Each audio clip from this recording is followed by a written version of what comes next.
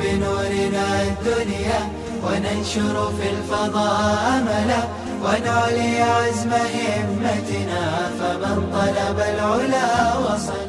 بسم الله الرحمن الرحيم. الحمد لله رب العالمين والعاقبة للمتقين والصلاة والسلام على سيد الأنبياء والمرسلين سيدنا وحبيبنا وحبيب رب العالمين محمد وعلى آله وأصحابه ومن هدى بهديه إلى يوم الدين.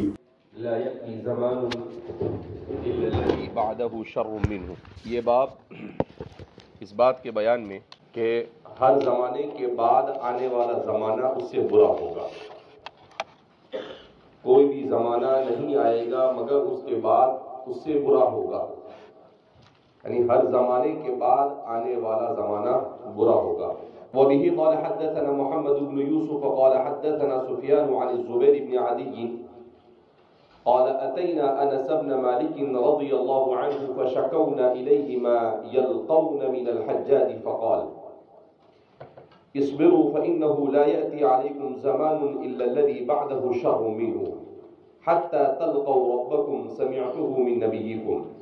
وبه قال حدثنا أبو اليمان قال أخبرنا شعيب عن الزهري وحدثنا إسماعيل قال حدثني أخي عن سليمان عن محمد بن أبي عتيق عن ابن شهاب عن هند بنت الحارث الفراسية أن أم سلمة رضي الله عنها زوج النبي صلى الله عليه وسلم قالت استيقظ رسول الله صلى الله عليه وسلم ليلة فزعا يقول سبحان الله ماذا أنزل الله من الخزائن وماذا أنزل من الفتن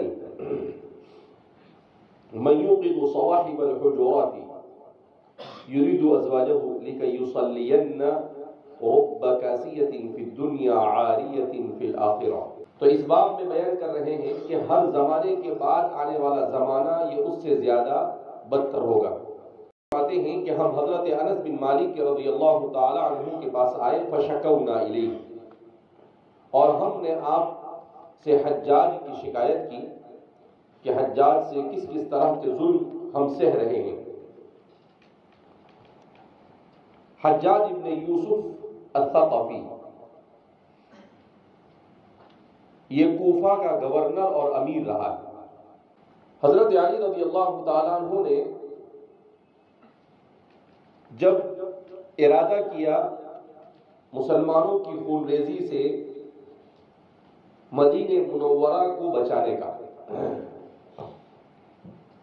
تو آپ نے سوچا کہ وہ کہاں دارالخلافہ کو منتقل کرے. تو اس کے لیے آپ نے ایسی جگہ کو منتخب کیا جہاں پر سب سے بڑی تعداد صحابہ کی تھی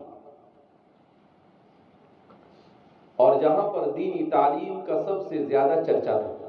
تو آپ نے یمن شام وغیرہ کا جائزہ لینے کے بعد یہ فیصلہ کیا کہ اس کے لیے سب سے سازگار اگر کوئی جگہ ہے تو وہ کوفہ ہے. تو آپ نے کوفہ منتقل ہونے کا فیصلہ کیا.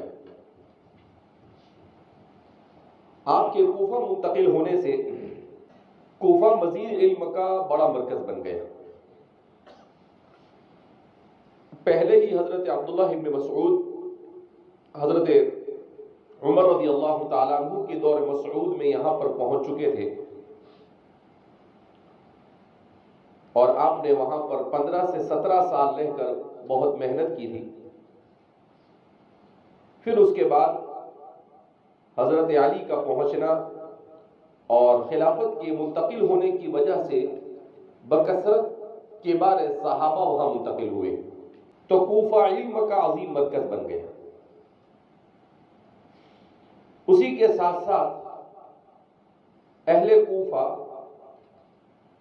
ان میں دو طرح کے لوگ تھے. ایک تو وہ جماعت تھی جو حضرت علی سے بے پناہ محبت کرتی تھی. آپ کے اخلاق، آپ کے علم و فضل اور آپ کے حلم اور بردباری ان تمام چیزوں کو دیکھ کر آپ کی گردیدہ ہو گئی. ایک وہ جماعت تھی جو آپ سے اختلاف کرتی تھی. پھر آپ سے اتفاق کرنے والے جب تک کہ آپ زندہ تھے، آپ کے آخری زندگی تک تو ٹھیک رہے. آپ کی آخری زندگی میں کچھ لوگوں نے آپ کی محبت میں غلو کیا اور روافض اور شیعیت کی طرف وہ بڑھنے لگے. اس کا فائدہ اٹھایا عبداللہ ابن سبا یہودی نے، جو اصلاً یمن کا رہنے والا تھا. اس نے حضرت عثمان ابن عفان رضی اللہ تعالیٰ عنہ کے زمانے میں جب دیکھا کہ عالم اسلام حضرت عمر رضی اللہ تعالیٰ عنہ کے دور کی فتوحات کے بعد مال و دولت سے سیراب ہو چکا ہے، تو اس نے اس موقع کا فائدہ اٹھایا اور مصر، شام اور کوفہ اور بصرہ، ان بڑے بڑے شہروں کو اپنی محنت کا مرکز بنایا. ان مقامات پر ایسے لوگوں کو کھڑا کیا جنہوں نے حضرت عثمان رضی اللہ تعالیٰ عنہ سے اختلاف کیا، جس کے نتیجے میں حضرت عثمان کی شہادت پیش آئی. اور حضرت علی رسول اللہ صلی اللہ علیہ وسلم کے چچا زاد بھائی تھے، اور آپ صلی اللہ علیہ وسلم کے ربیب بھی تھے،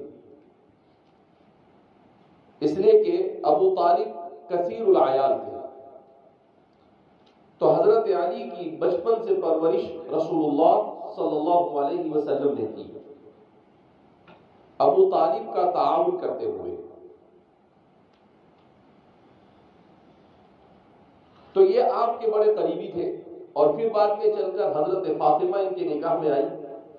تو ان لوگوں نے حضرت علی رضی اللہ تعالیٰ عنہ کے سلسلے میں عبداللہ ابن سبا نے کچھ ناعاقبت اندیش اور ناسمجھ لوگوں کو ورغلائے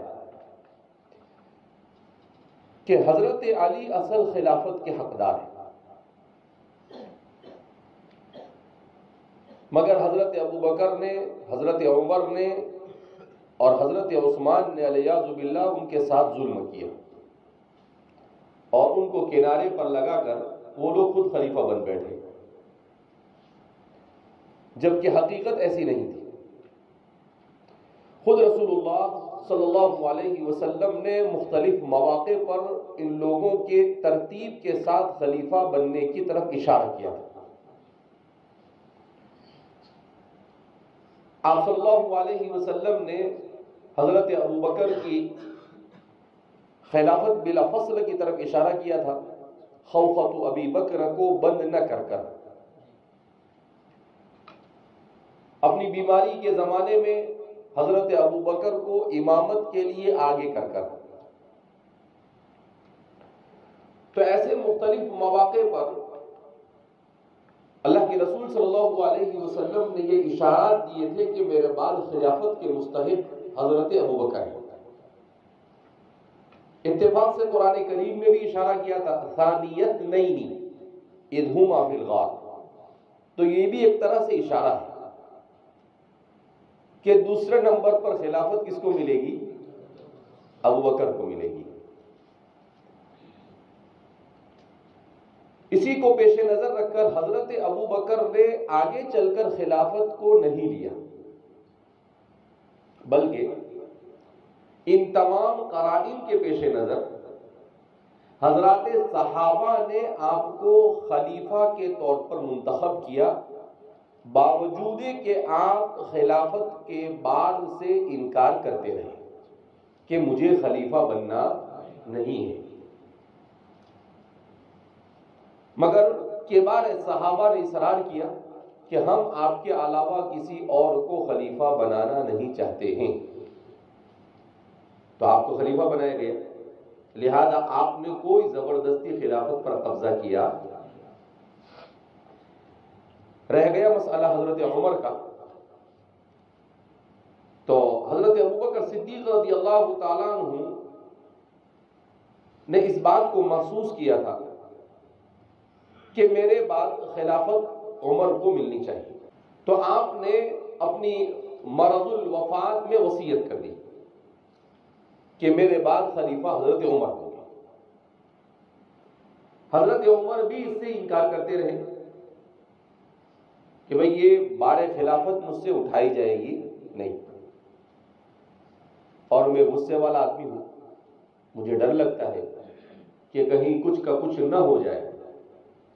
کچھ صحابہ نے بھی اندیشہ ظاہر کیا، حضرت ابوبکر سے کہا بھی کہ بھائی حضرت عمر کو مت بٹھاؤ، بہت سخت ہے، پتہ نہیں کیا ہو سکتا ہے۔ تو حضرت ابوبکر صدیق رضی اللہ تعالیٰ عنہ نے کہا کہ نہیں، جب خلافت ان کے ساتھ آئے گی تو یہ خود نرم ہو جائے گی، اور ہوا بھی ایسا ہی۔ تو آپ بھی اپنے سے خلیفہ نہیں بنے، بلکہ آپ کی خلافت بھی حضرات صحابہ کے اجماع سے، اشارہ رسول اور اجماع صحابہ۔ اس کے بعد حضرت عثمان بن عفان رضی اللہ تعالیٰ عنہ، تو حضرت عمر نے اپنی وفات سے پہلے کسی کو خلیفہ نامزد نہیں کیا، بلکہ آپ نے شورا بنائی۔ عشر مبشرہ میں سے جو لوگ بچے ہوئے تھے ان صحابہ کی شورا بنائی، اور کہا کہ آپ اپنے میں سے کسی کو خلیفہ منتخب کر لیں۔ یہ دراصل امت کو درس دیا جا رہا تھا کہ خلیفہ کے منتخب کرنے کے مختلف طریقے ہو سکتے ہیں۔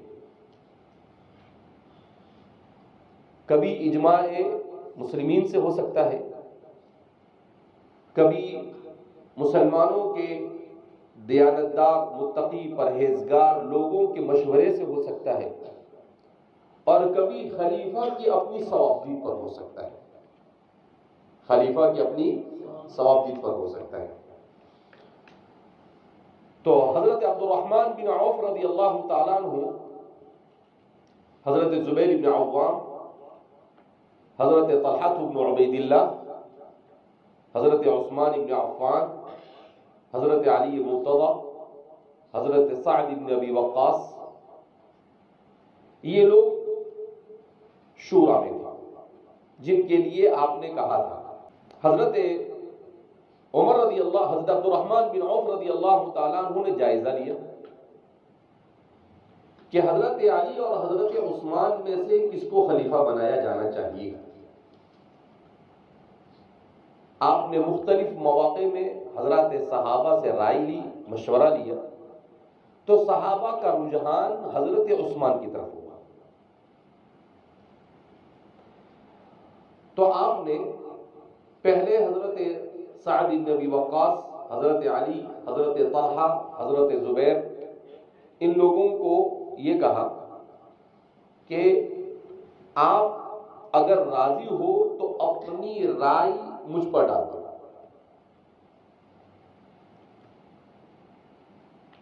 اور میں لوگوں کی رائے لے چکا ہوں، میں لوگوں کے رجحان کے مطابق جو فیصلہ کروں آپ اسے قبول کر لوں۔ تو حضرات صحابہ نے اس پر رضامندی کا اظہار کیا،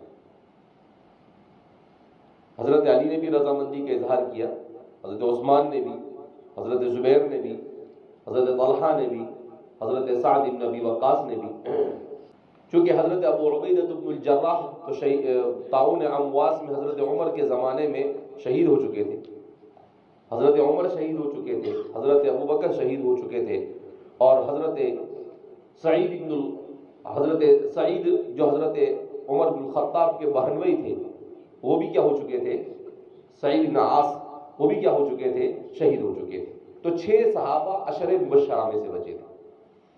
تو سب کو راضی کیا، اور رجحان یہ ہوا کہ حضرت عثمان کو خلیفہ بنایا جانا چاہیے۔ تو آپ نے حضرت عثمان کی خلافت کا اعلان کیا، کسی نے اس کی مخالفت نہیں کی، اور سب نے رضامندی ظاہر کی لہذا شورا اور اجماع صحابہ سے حضرت عثمان کو بطور خلیفہ منتخب کر لیا گیا۔ یہ حجاج بن یوسف کا پس منظر بیان کرنے کے لیے پورا بیک گراؤنڈ بیان کیا جا رہا ہے۔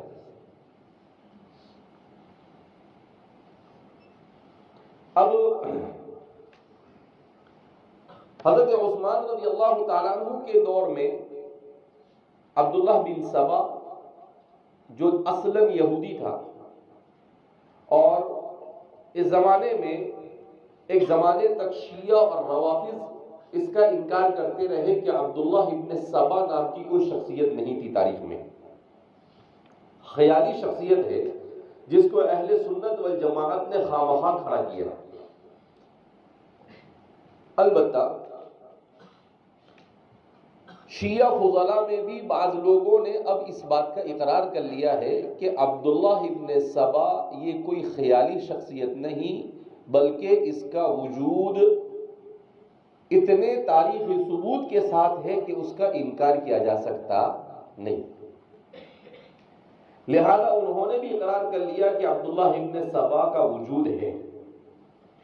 اسی عبداللہ ابن سبا نے مصر، کوفہ، بصرہ، ان تمام خاص طور پر ان 3 علاقوں کو مرکز بنا کر یہاں کے کچھ نوجوانوں کو حضرت عثمان کے خلاف ورغلایا۔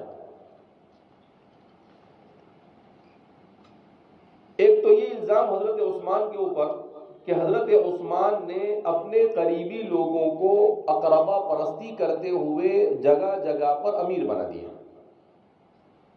جبکہ ایسا نہیں تھا۔ دراصل حضرت عثمان کا تعلق بنو امیہ سے تھا، اور بنو ہاشم کے بعد سب سے زیادہ قریش میں اگر کوئی قیادت اور سیادت کا صلاحیت رکھنے والا قبیلہ تھا تو وہ کون سا قبیلہ تھا؟ بنو امیہ۔ تو حضرت عمر رضی اللہ تعالیٰ عنہ اور حضرت ابو بکر کے دور ہی سے بنو امیہ کی ان صلاحیتوں کو دیکھ کر انہیں مختلف علاقوں پر کیا بنایا گیا تھا؟ گورنر اور امیر بنایا گیا تھا۔ جیسے حضرت امیر معاویہ کو اسی زمانے میں حضرت عمر کے زمانے ان کے شام کے فتح ہونے کے بعد حضرت ایک صحابی تھے جن کا نام میں ابھی بھول رہا ہوں، وہ انہوں نے فتح کیا، حضرت خالد بن ولید، ابو عبیدہ الجراح اور ان لوگوں نے، اور پھر اس کے بعد حضرت امیر معاویہ کو وہاں پر بھیج دیا گیا تھا۔ تو حضرت عمر کے زمانے میں بھیجا گیا، حضرت سعد بن ابی وقاص، حضرت عمرو بن عاص رضی اللہ تعالیٰ عنہ کو مصر کا والی بھی حضرت عمر نے بنایا تھا اس کے فتح ہونے کے بعد، اس لیے کہ انہوں نے اس کو فتح کیا تھا۔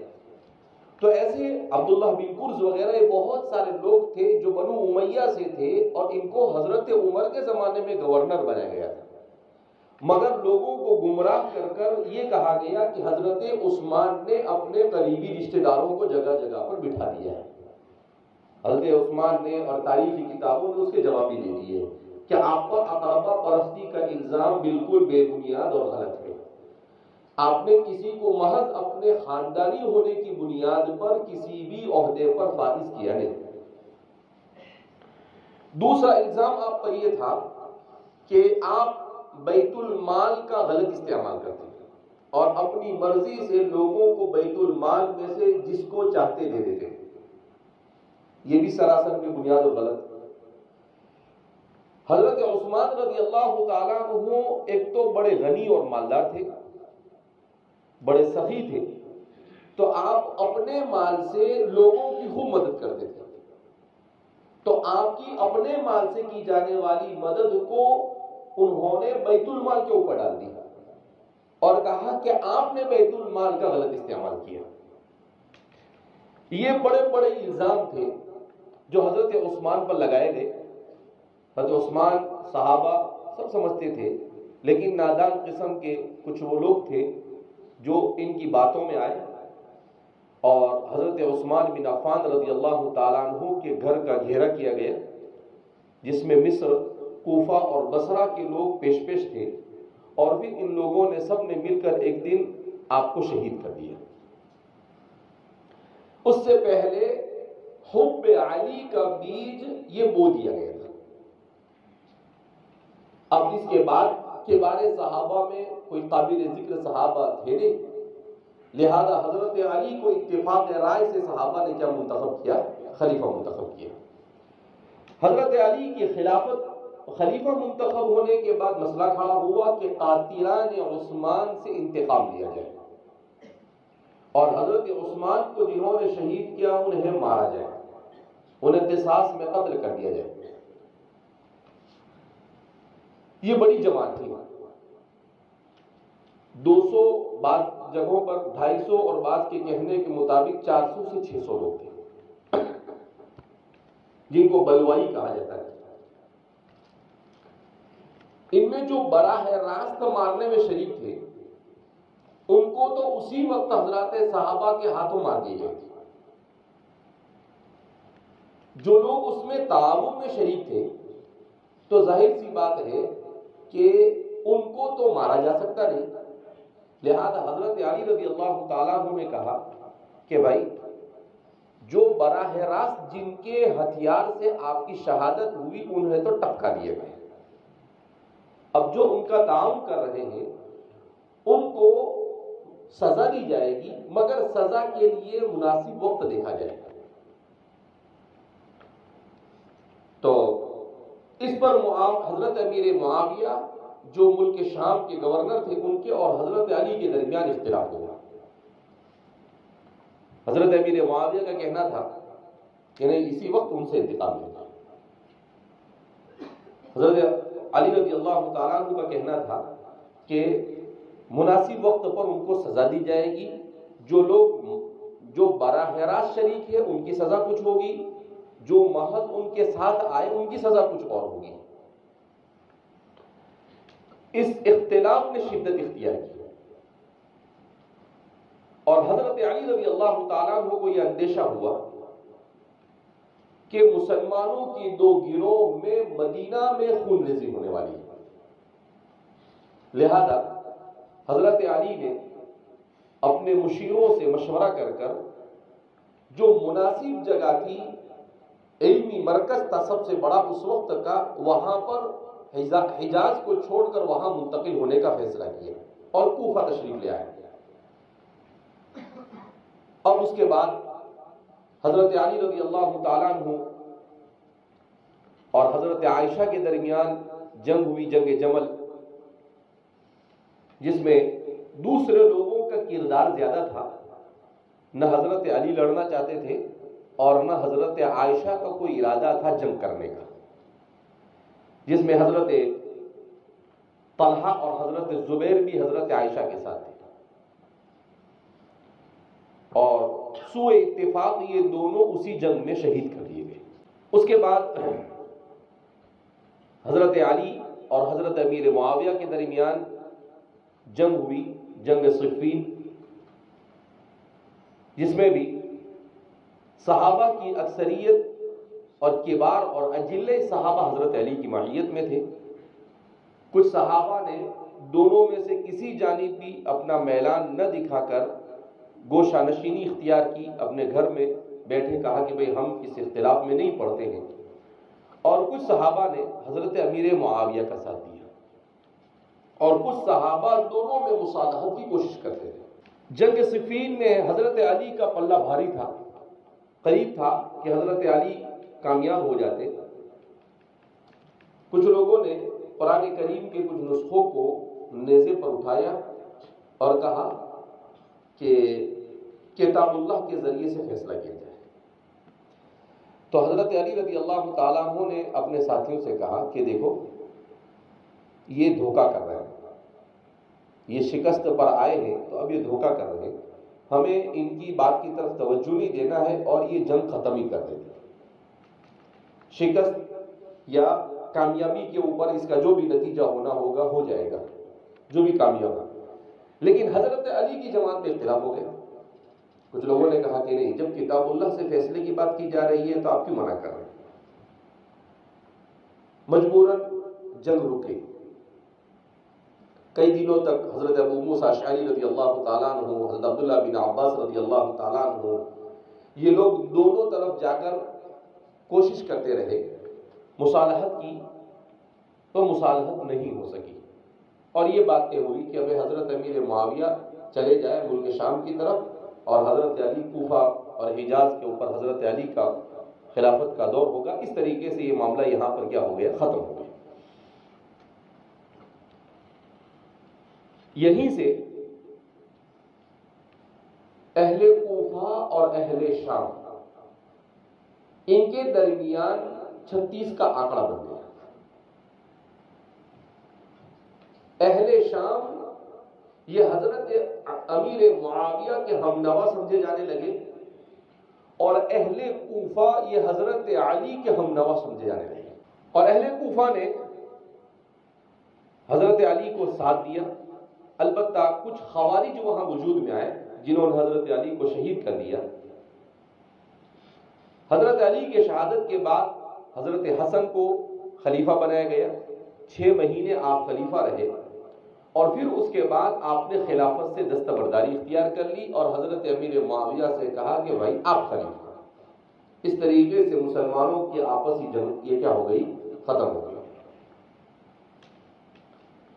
پھر حضرت امیر معاویہ نے اپنے انتقال کے بعد یزید کو اپنے بعد خلیفہ نامزد کیا تو پھر اختلاف شروع ہوا.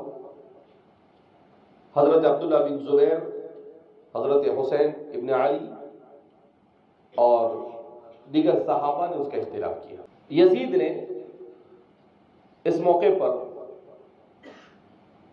حضرات صحابہ سے گفت و شنید اور نرمی سے بات کرنے کے بجائے سختی کا معاملہ کیا. مدینہ میں بھی قتل و غارت گیری ہوئی. مکہ مکرمہ میں بھی حالات خراب ہوئے اور کوفہ میں بھی حالات خراب ہوئے. اب یہ سارے علاقے یہ بنو امیہ اور حضرت امیر معاویہ کے لیے حزب اختلاف کی حیثیت اختیار کر گئے. تو یہاں پر وقفے سے بنو امیہ کے خلاف کوئی نہ کوئی تحریک کھڑی ہوتی رہتی ہے. بنو امیہ ان تحریکوں کو دبانے کے لیے ظالم اور جابر قسم کے حکمرانوں اور گورنروں کو کوفہ اور بصرہ اور ان علاقوں کے اندر میں امیر بناتے ہیں. بات آئی برابر؟ انہی ظالم حکمرانوں میں سے ایک ظالم حکمران تھا حجاج ابن یوسف الثقفی. اس کا تعلق قبیلے بنو ثقیف سے تھا جو طائف کا مشہور قبیلہ تھا. ان قبائل میں سے ہیں جن قبیلوں نے رسول اللہ صلی اللہ علیہ وسلم کی ابتدائی زمانے کی دعوت کو ٹھکرا دیا تھا اور آپ کے ساتھ زیادتی کی تھی. تو حجاج بن یوسف اس نے بہت سارے صحابہ کو قتل کیا. حضرت عبداللہ بن زبیر کو مکہ مکرمہ میں خانہ کعبہ کے دروازے کے پاس شہید کیا اور آپ کی لاش کو کئی دنوں تک اس نے لٹکا کر رکھا. اسی طریقے سے اس نے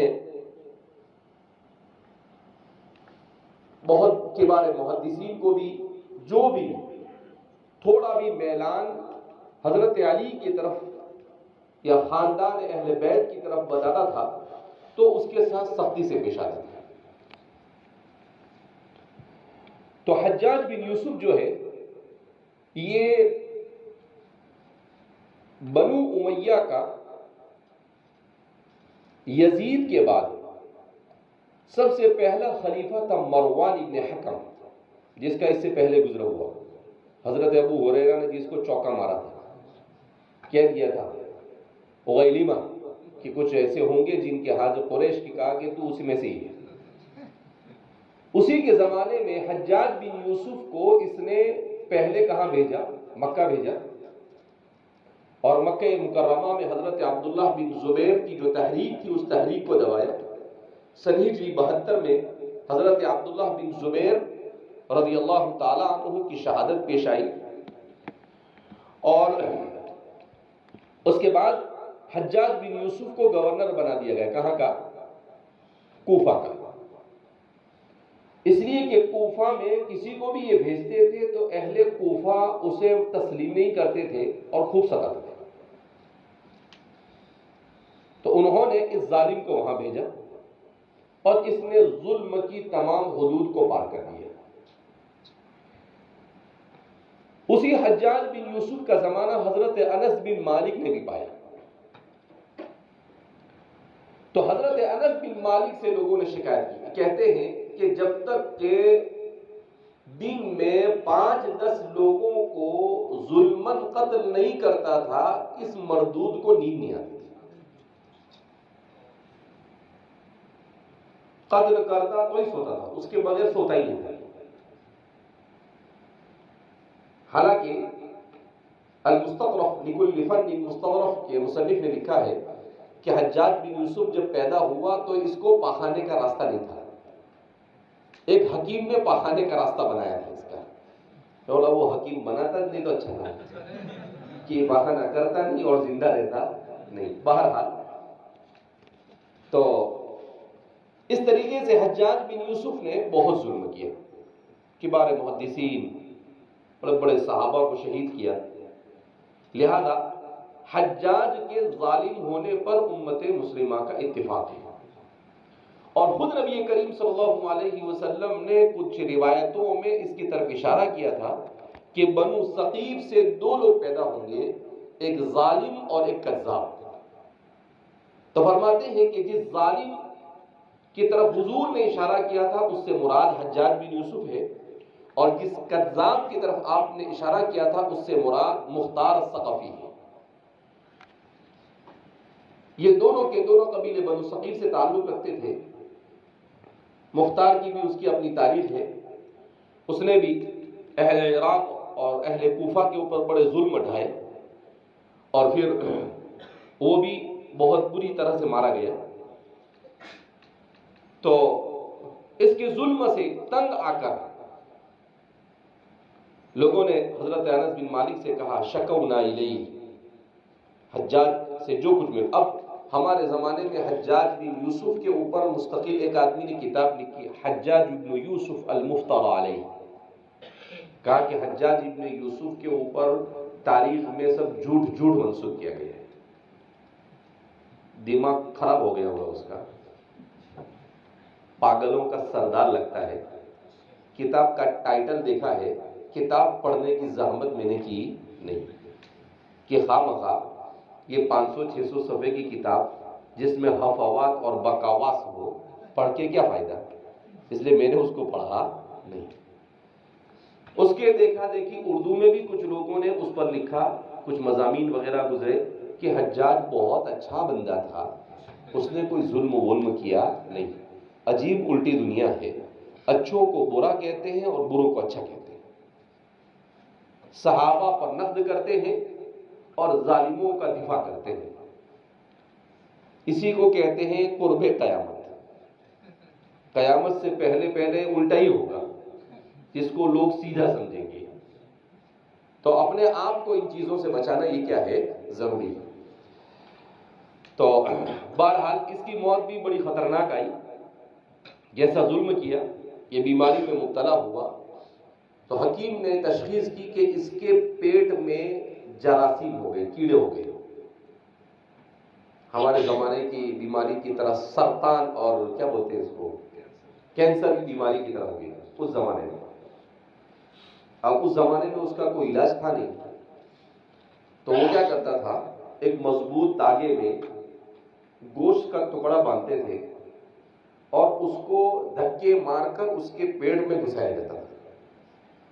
جب وہ گوشت کا ٹکڑا جاتا تھا تو اس کو کھانے کے لیے وہ جراثیم اس کے پاس آ کر چپک جاتے, پھر اسے کھینچ لیا جاتا.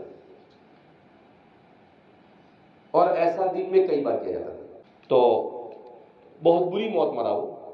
کئی دنوں تک اس کے ساتھ ایسا ہی سلوک ہوتا رہا, اور پھر اس کے بعد حضرت اپنے انجام کو کیا ہو گئے, پہنچ گئے. اس زمانے کے بزرگوں نے دیکھا بھی اس کو خواب میں کہ بھائی اس کو جہنم میں سخت سزا دی جا رہی ہے. اور حضرت سعید بن جبیر جو اپنے زمانے کے جن کو حضرات تابعین میں بہت بڑا مقام حاصل تھا. تو حضرت سعید بن جبیر کو ظلماً اس نے قتل کیا تھا. ان کا واقعہ مشہور ہے جو بڑا دردناک بھی ہے اور عبرتناک بھی ہے، جس میں وہ جیسا سوال کرتا تھا آپ اس کو اس سے خطرناک جواب دیتے تھے.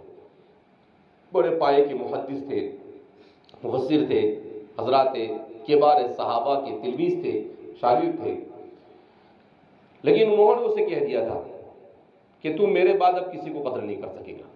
تو فرماتے ہیں کہ ان کی شہادت کے بعد وہ بیمار ہوا اور اسی بیماری میں وہ چل بسا. اس کے بعد وہ کسی کو قتل کر سکا نہیں. اس کو خواب میں دیکھنے والے نے دیکھا تو کہا کہ جتنے لوگوں کو میں نے مارا ان کے بدلے میں ایک ایک بار مجھے جہنم میں مارا گیا، مگر سعید بن جبیر کے بدلے میں مجھے 70 مرتبہ موت دے کر دوبارہ زندہ کیا گیا. بہرحال تو یہ حجاج بن یوسف جس کے ظالم ہونے پر اہل سنت والجماعت کا اتفاق ہے، کوئی اس کا دفاع کرنا ہو تو کرتا رہے، جس کو حبنک یا حبنک کی اولاد ہی کہا جا سکتا ہے، اس سے بڑھ کر اور کچھ کہہ سکتے نہیں. فقال اصبروا، تو حضرت انس بن مالک نے کہا کہ بھی صبر سے کام لو.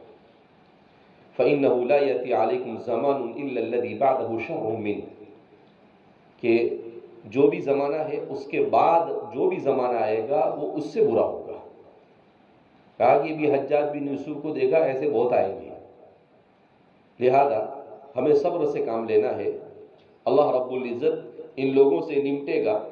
بعض روایتوں میں ہے بعدہ اشر من، کہ اس سے زیادہ سخت زمانہ ہوگا. حتی تلقوا ربکم، یہاں تک کہ تم اللہ کے پاس پہنچ جاؤ، یعنی موت آ جائے، وہاں تک تم صبر سے کام لینا. ایسا خواہ کسی ظالم کے خلاف بغاوت کر کر دوسرے بہت سارے لوگوں کے قتل ہونے کا ذمہ اپنے سر پر مت لینا. تو اس طریقے سے خروج علی الحکام، جبکہ یقین ہو آدمی کو کہ خروج کرنے سے کوئی فائدہ ہونے والا نہیں ہے اور بے شمار لوگوں کی جان کا ضیاع ہوگا، تو ایسے موقع پر خروج سے اہل سنت والجماعت نے منع کیا ہے. ہاں اگر اس سے کفر بواح کا صدور ہوتا ہو اور اس کے ساتھ ساتھ اپوزیشن اتنا مضبوط ہو کہ وہ اسے کمزور یا اسے ختم کر سکتا ہو اور ضرورت ہو، تو اس موقع کے اوپر اجازت ہے، ورنہ عام حالات کے اندر میں حاکم کے خلاف خروج کی اجازت نہیں. البتہ حاکم کے اوپر نکیر کرنا یہ تو کیا ہے، ضروری ہے کہ ہر زمانے میں علماء کی ایک جماعت کا ایسا ہونا ضروری ہے جو بھی حاکم یا امیر کی طرف سے منکرات ہو رہے ہو ان منکرات کے اوپر وہ نکیر کرتے رہے. اس سے پہلے میں نے آپ کو بتایا کہ فتاوی عالمگیری کے اندر میں ہے کہ ہاتھ سے روکنا امر بالمعروف یہ حاکم کا کام ہے، اور زبان سے امر بالمعروف اور نہی عن المنکر کرنا یہ علماء کا کام ہے، اور دل سے برا سمجھنا یہ عامت الناس کا کام ہے. لیکن ہم نہیں روکنا ہوتا ہے کسی کو تو ہم عامت الناس بن جاتے ہیں. تو علماء کے لیے تو کم سے کم اپنی زبان اور اپنے قلم سے برائی کو روکنے کی کوشش کرنا یہ کیا ہے، ضروری ہے. وبه قال حدثنا ابو اليمان قال اخبرنا شعيب عن الزهري وحدثنا اسماعيل قال حدثني اخي عن سليمان عن محمد بن ابي عتيق عن ابن شهاب عن هند بنت الحارث الفراسية ان ام سلمة زوج النبي صلى الله عليه وسلم قالت استيقظ رسول الله صلى الله عليه وسلم ليلة فزعا، کہ آپ صلی اللہ علیہ وسلم ایک رات اچانک بیدار ہو گئے. یقول، اور آپ کی زبان پر تھا، فرما رہے تھے سبحان اللہ. تعجب کے موقع پر آپ صلی اللہ علیہ وسلم سبحان اللہ کا لفظ کیا کرتے تھے، استعمال کرتے تھے. ماذا انزل اللہ من الخزائن، اللہ رب العزت نے آج کتنے خزانے نازل کر دیے. وماذا انزل من الفتن، اور کتنے فتنوں کو نازل کرنے کا فیصلہ کر دیا گیا. آپ صلی اللہ علیہ وسلم کو خواب میں دکھایا گیا کہ آپ کی امت کے پاس بکثرت مال بھی ہوگا اور آپ کی امت کہ اوپر بکثرت فتنے بھی آئیں گے، اور ویسے بھی یہ دنیا اور مال اپنے ساتھ فتنوں اور آزمائشوں کو لے کر ہی آتا ہے۔ جتنا دنیا کم ہو اور جتنا مال کم ہو اتنا انسان عافیت میں ہوتا ہے، اور جتنا دنیا بڑھتی چلی جاتی ہے اتنے انسان کے لیے مصائب اور مشکلات اور آزمائشیں کیا ہوتی ہے، بڑھتی چلی جاتی ہے۔ تو فرمایا حضور نے کہ میں نے تو دیکھا کہ بے شمار فتنے بھی نازل ہو گئے اور خزائن بھی نازل ہوئے، خزینتن کی جمع ہے۔ تو کہا کہ میری امت کو دولت بھی خوب ملے گی، اور جیسا کہ کہا کہ حضرت علی اور حضرت عثمان کے زمانے میں دولت کی ریل پیل ہو گئی۔ اسی لیے ہمارے بعض مورخین کہتے ہیں کہ حضرت عثمان کے خلاف بغاوت کا ایک فیکٹر اور ایک سبب اور ایک ریزن یہ بھی ہے کہ مال کی کثرت کی وجہ سے لوگ پیٹ بھرے ہو گئے تھے اور دنیا کی محبت غالب آنے لگی تھی۔ تو اس لیے فرماتے ہیں کہ حضرت عثمان کے زمانے میں یہ فتنہ اسی لیے کھڑا ہوا، لوگ تھوڑا سا دین سے کیا ہونے لگے تھے، اسی لیے آپ نے جمعہ کے لیے دوسری اذان بھی کیا کی تھی، شروع کروائی تھی کہ حضرات صحابہ تو فجر کے بعد سے بیٹھ جاتے تھے جمعہ کے لیے، لیکن حضرت عثمان نے دیکھا کہ یہ تو مسجد میں جلدی آنے کو بھی تیار نہیں، اس لیے آپ نے کیا کیا،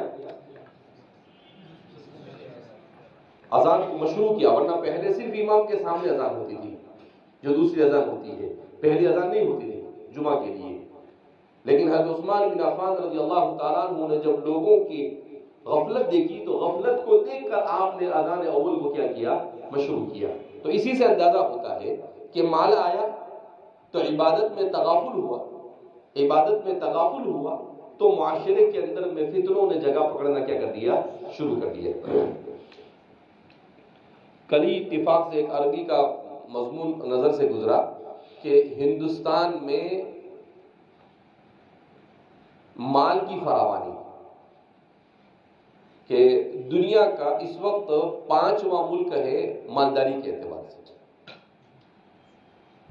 لیکن اس میں ساتھ ساتھ میں بھی لکھا کہ ہندوستان کی مالداری عجیب و غریب ہے۔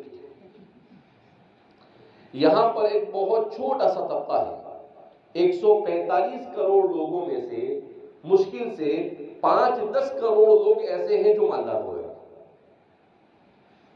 اور اس کے علاوہ جو دوسرے عامت الناس ہے تو ہر سال تقریباً 6 کروڑ اور 30 لاکھ لوگ ہر سال غربت کی زندگی میں پھنستے چلے جا رہے ہیں۔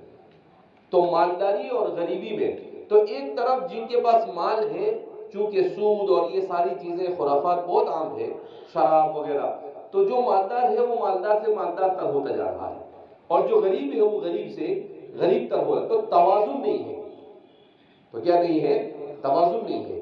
تو فرماتے ہیں کہ دکھنے کو تو سامنے دکھتا ہے یہ کہ مالدار ہو رہا ہے، مگر اندر سے کھوکھلا ہے، اندر سے اس کے اندر میں کوئی جان ہے نہیں۔ اور کہا کہ اس طرح کی مالداری یہ ملک کے لیے خانہ جنگی کی طرف لے جانے والی ہوتی ہے، کیونکہ غریب بہت زیادہ ہو جاتے ہیں تو پھر جان پر آتی ہے، تو پھر وہ حکومت کے خلاف، مالداروں کے خلاف بغاوت پر کیا ہوتے ہیں، اتر آتے۔ کہا کہ اگر ہندوستان کی حکومت نے اس توازن کو برقرار نہیں رکھا تو پھر اس ملک کے اندر میں خانہ جنگی کا امکان ہے، اس خلیج کی وجہ سے مالداروں اور غریبوں میں، کہ ایک طرف مالدار سے تر ہوتے چلے جا رہے اور غریب سے غریب تر ہوتے جا رہے، اور یہ سرمایہ دارانہ نظام کا سائیڈ ایفیکٹ ہوتا ہی ہے۔ جہاں سرمایہ دارانہ نظام ہو وہاں پر ایسا ہی ہوتا ہے۔ قرآن کریم کا جو اصول ہے لِكَيْ لَا يَكُونَ دُولَةً بَيْنَ الْأَغْنِيَاءِ مِنْكُمْ، قرآن نے اس کی طرف اشارہ کیا کہ مال صرف مالداروں کے درمیان نہیں گھومنا چاہیے، بلکہ مال کا سرکل پورے ملک کے اندر میں گھومنا چاہیے۔ اور یہ سوائے اسلامی نظام کے اور دنیا میں کہیں بھی کسی بھی نظام کے اندر میں یہ توازن آ سکتا نہیں ہے۔ بہرحال تو پھر حضور نے فرمایا من یقید صواحب الحجرات یرید ازواجہ، کہا کہ یہ کمروں میں سوئی ہوئی عورتوں کو کون اٹھائے، اپنی بیویوں سے اشارہ تھا اس کی طرف، لیکن یصلین، کہ وہ اٹھ کر 2 رکعت تہجد کی نماز پڑھے۔ آپ صلی اللہ علیہ وسلم عورتوں کو دینداری کی طرف اشارہ کر رہے تھے۔ رب کاسیۃ فی الدنیا عاریۃ فی الآخرہ، کہ بہت ساری عورتیں جو دنیا میں اللہ کی نعمتوں سے لیس ہوگی مگر آخرت میں ناشکری کی وجہ سے وہ بغیر کسی نیکی کے آئے گی. عاریۃ خالیۃ من الشکر وخالیۃ من الاعمال الصالحۃ والاخلاق الفاضلہ. تو آپ صلی اللہ علیہ وسلم نے کہا کہ اصل چیز ہے آخرت. ایسا نہیں کہ رات سونے کے لیے تو سوتے پڑے رہو، کہا نہیں، ٹھیک ہے ایک حصہ سونے کے لیے ہے تو ایک حصہ عبادت کے لیے بھی ہونا چاہیے تاکہ اللہ کی نعمت کا شکر ادا کر سکو. تو اس لیے فرماتے ہیں کہ اللہ کے رسول صلی اللہ علیہ وسلم نے، حالانکہ ایسا نہیں تھا کہ آپ کی ازواج نماز نہیں پڑھتی تھی تہجد، نہیں، وہ تہجد کی نماز پڑھتی تھی مگر تھوڑی سی غفلت ہوگی تو آپ صلی اللہ علیہ وسلم نے اس غفلت کو پسند کیا نہیں اور کہا کہ نہیں ایسا نہیں چلے گا، غفلت سے نہیں، پوری پابندی کے ساتھ تہجد کا اہتمام کرنا چاہیے، اللہ کا شکر ادا کرنا چاہیے کہ اللہ رب العزت نے نبی کے تحت تمہیں لایا، تمہیں ازواج النبی اور امہات المؤمنین کا شرف عطا کیا، لہذا تمہاری طرف سے یہ اپنی بیوی کی تربیت. اسی لیے فرماتے ہیں کہ اگر قیامت کے دن عورت کی بے دینی کی وجہ سے سزا ہوگی تو اس پر شوہر کو بھی سزا دی جائے گی، کیونکہ ماں باپ کے اوپر جہاں پر ضروری ہے کہ وہ اپنی بیٹی کی تعلیم و تربیت اور اخلاق سکھائے، وہاں پر شادی کے بعد شوہر پر بھی ضروری ہے کہ اگر اس کو دین نہیں آتا ہے تو کیا کرے، وہ دین سکھائے.